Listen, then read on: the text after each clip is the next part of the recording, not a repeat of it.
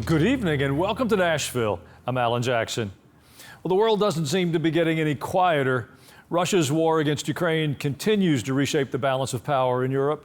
Iran remains defiant, even after suffering significant military losses. The regime continues threatening new attacks against Israel and the United States.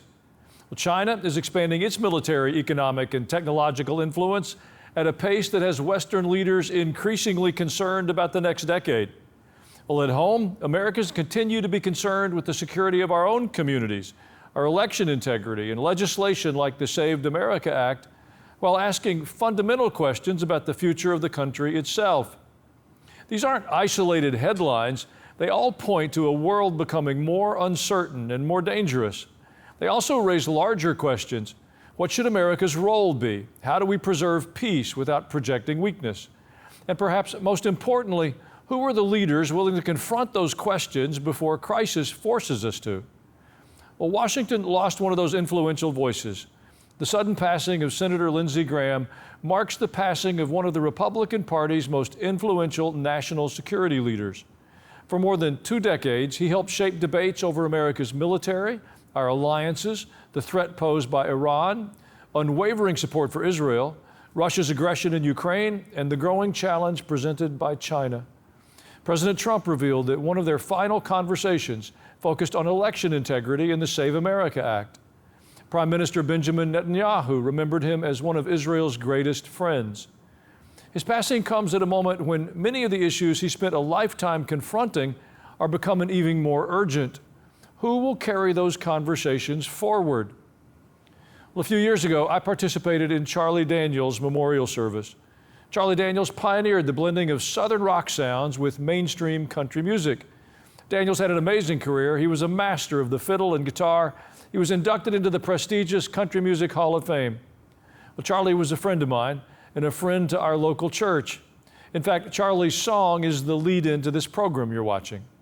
When driving home from Charlie's funeral, I said to my wife, Kathy, I wonder who'll step into Charlie's place.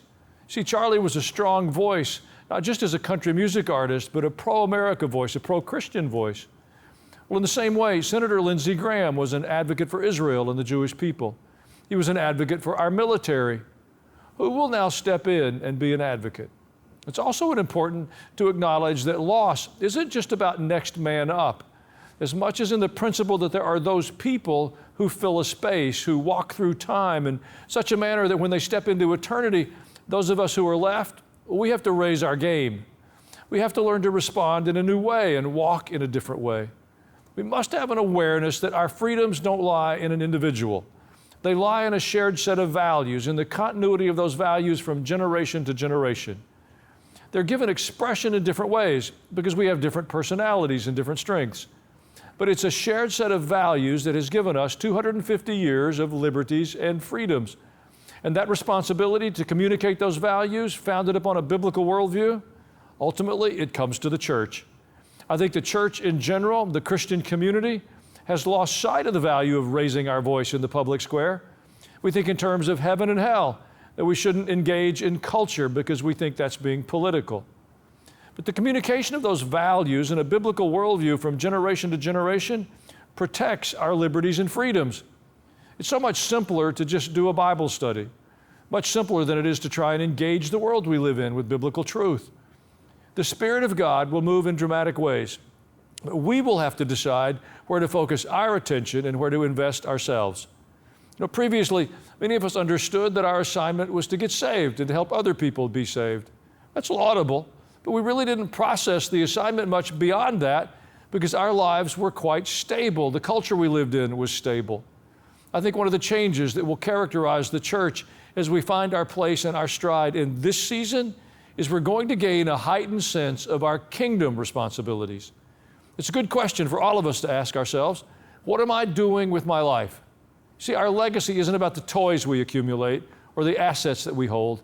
It's the impact of our lives. God created you and me for a unique purpose. Let's determine to seek the Lord like we have never done before. Well, in a moment, joining us will be U.S. Senator Marsha Blackburn. She represents my home state of Tennessee. I'll be right back.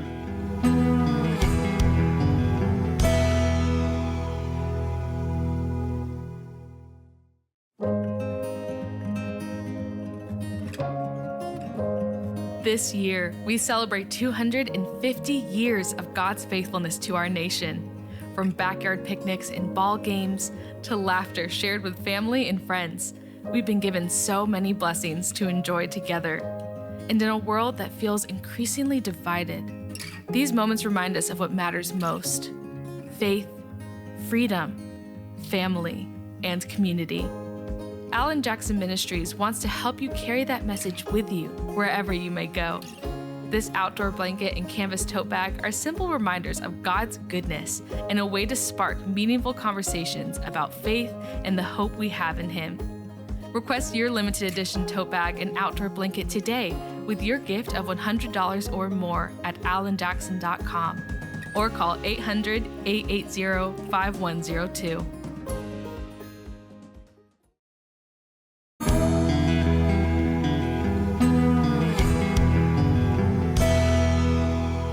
Tonight, we're joined by Senator Marsha Blackburn.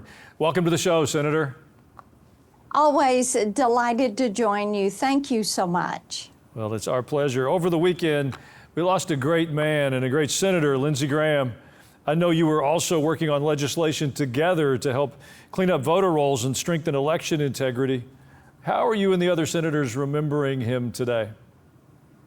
Well, we have just sworn in his sister to take his seat. She is looking forward to finishing his work and serving in his seat through the end of the year. And that is just so appropriate that she take that seat. You know, the story of Lindsey Graham and his sister Darlene Graham is really quite fascinating because they grew up with their parents having a bar in central South Carolina. And Darlene was, I think, 10 years, 12 years younger than Lindsey. Well, the mother dies, and then shortly thereafter, their father dies. So Lindsey is juggling college and helping care for his sister and rearing his sister. And then he joined the military, and he adopted her as her guardian so she could benefit and from some of the military benefits that he had. Then he paid her way through college. So having her come in is vitally important. I think also, Alan, that what you see is how Lindsey and Darlene became people of such great faith. And Lindsey periodically would say he was not a self-made man. That because people would try to say, oh, you're self-made, you had a humble beginning and you've served in the military and you a U.S. Senator, and he would say, no, it is family and faith and a lot of good people in South Carolina that really propped us up through very difficult times.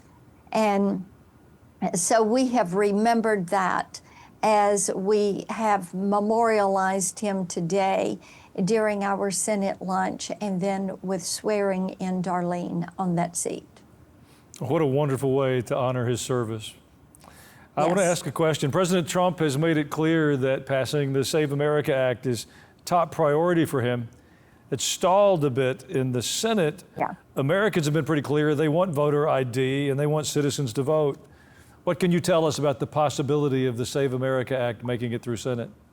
Yes, and the House had one version of Save America Act, and the Save America Act in the Senate had several other components added to it, ending transgender surgeries on minors, no boys and girls sports, no mail-out ballots, and a couple of other provisions.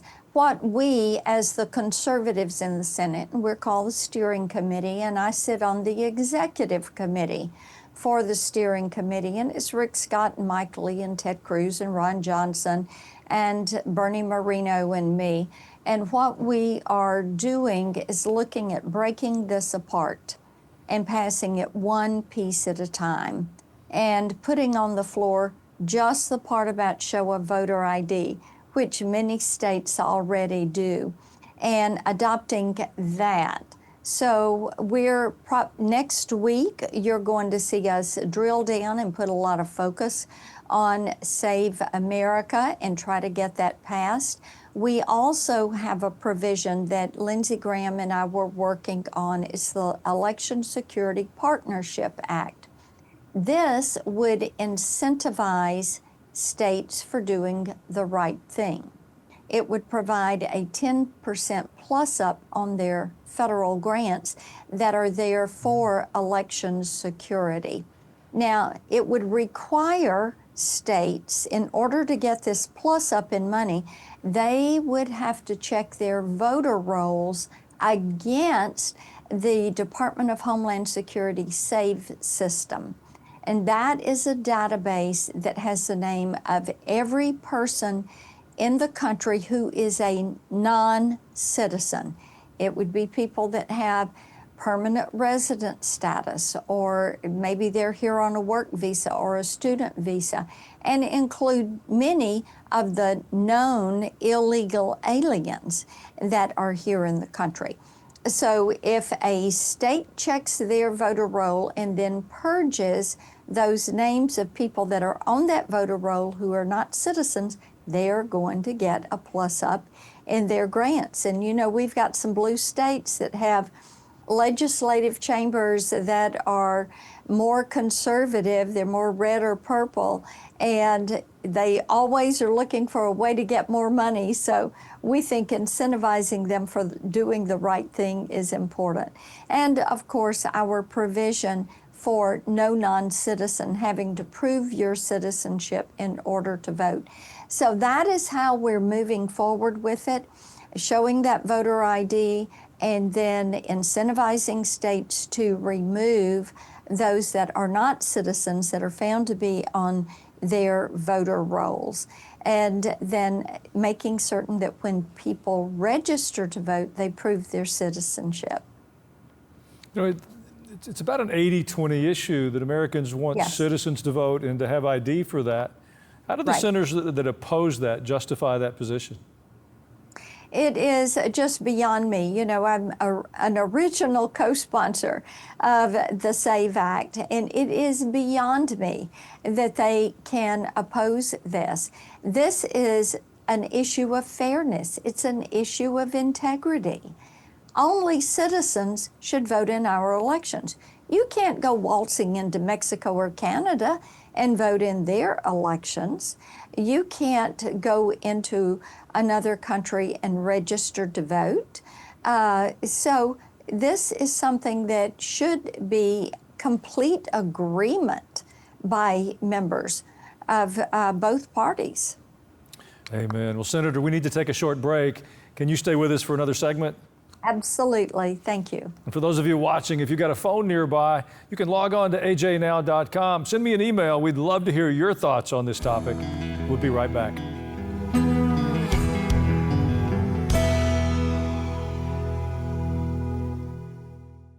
I've learned as a pastor there's a tremendous difference in a crowd and a community of faith.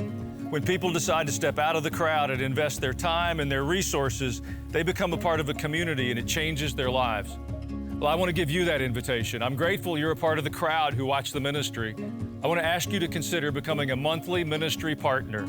I believe if you'll make that regular commitment to what God is doing through this ministry, it'll bring momentum to your spiritual life and it will help us reach more people than we've ever reached with the gospel before. Thank you. Ministry partners are at the heart of everything we do.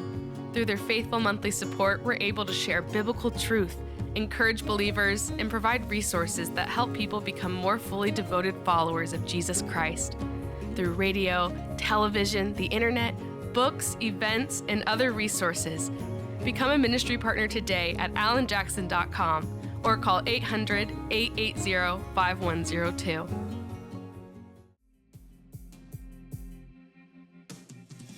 America is turning 250 years old.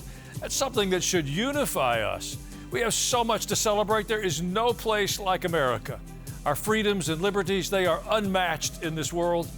Everything that's good about America, our laws, our opportunities, the prosperity we've enjoyed, well, they've come to us because of our faith. We've created a series of emails celebrating 250 years of our country. Find out how Christianity has played a role in this nation from its founding until now. You'll receive a new email each week throughout the series. Each one is designed to help you see our blessings and our heritage in a new way, how faith has played a powerful role all the way through. It's one way we're celebrating America's 250th. We hope you'll join us. You can sign up now at alanjackson.com/250.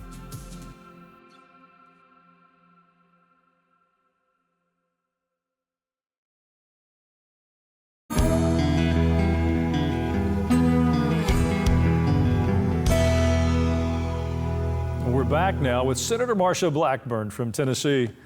The Supreme Court recently ruled on birthright citizenship. Many are suggesting it was a wrong ruling. In Justice Kavanaugh's partial dissent, he indicated there might be a partial roadmap for Congress to legislate some exceptions. Can you tell us anything about what's being discussed in Congress to maybe resolve that? Oh, Alan, I certainly can. I have had for the last two Congresses, this Congress and the one before, I've had the Birthright Tourism Ban Act. Now, what this would do is amend the Immigration and Nationality Act to ban these birthright tourism companies and that practice. It would make it inadmissible to apply for a visa coming into the country to give birth. And it also would make coming here to do that an immediately deportable offense. So we are tightening up that Immigration and Nationality Act. When that was written decades ago, nobody ever thought about somebody coming here to have a baby. And interestingly enough, the two countries that have people coming in, giving birth, and then exiting the country, the two countries that use this birthright tourism most, China is number one and Russia is number two. And it is about 33,000 babies a year that are born through this birthright tourism concept. And knowing that the Chinese Communist Party, these members and wealthy Chinese are sending their wives here to give birth so that those children are U.S. citizens. And the same thing is happening with the Russian oligarchs.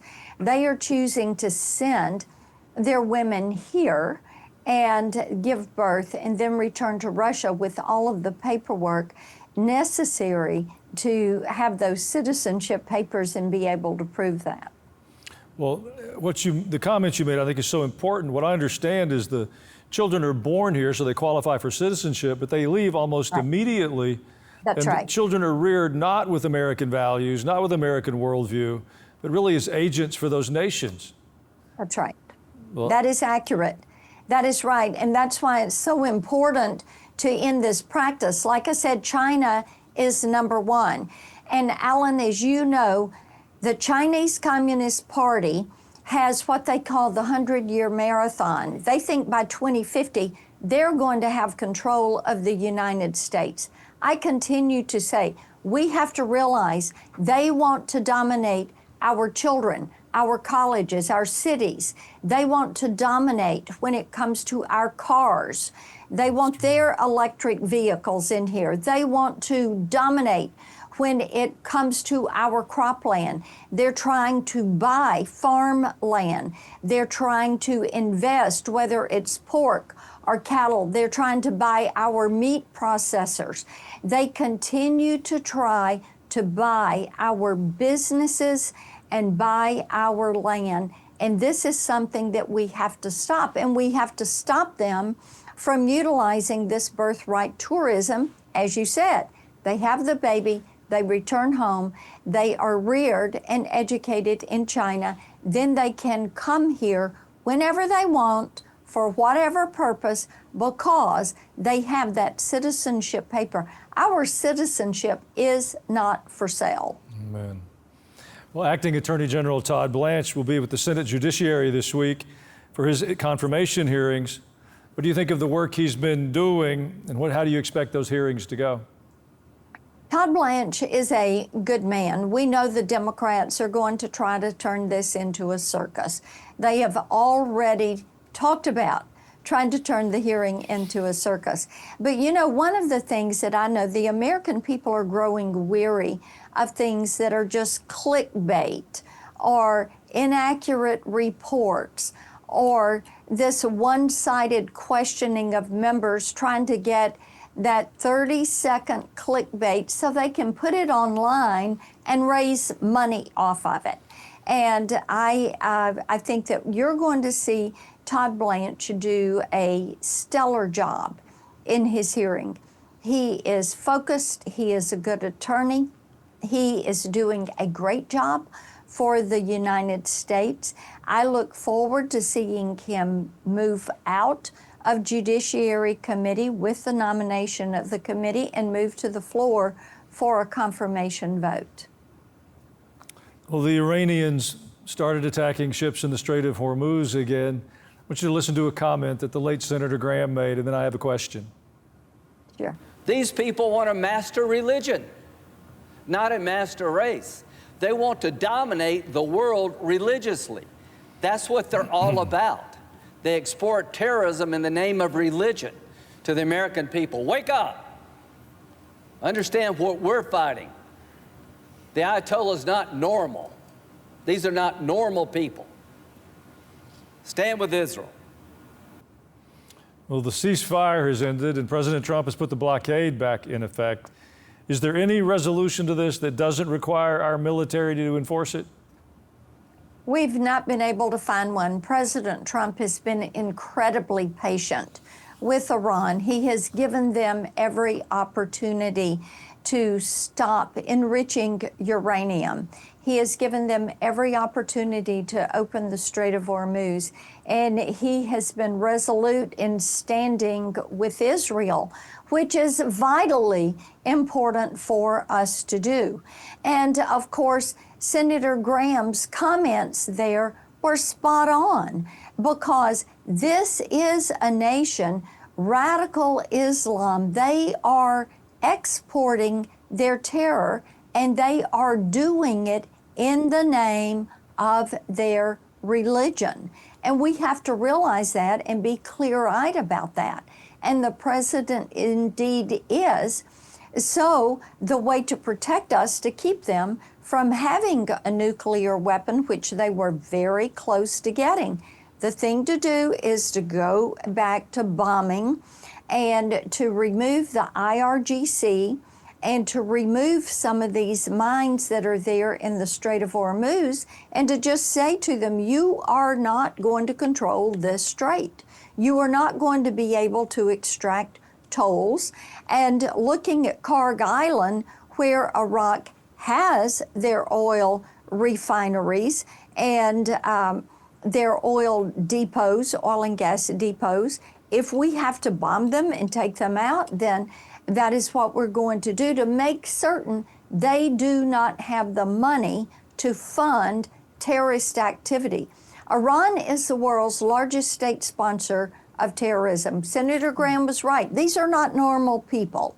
These are people that, with that leadership of Iran, and that's what I'm speaking of, the fact that they are funding, they're taking their dollars and they do one of two things.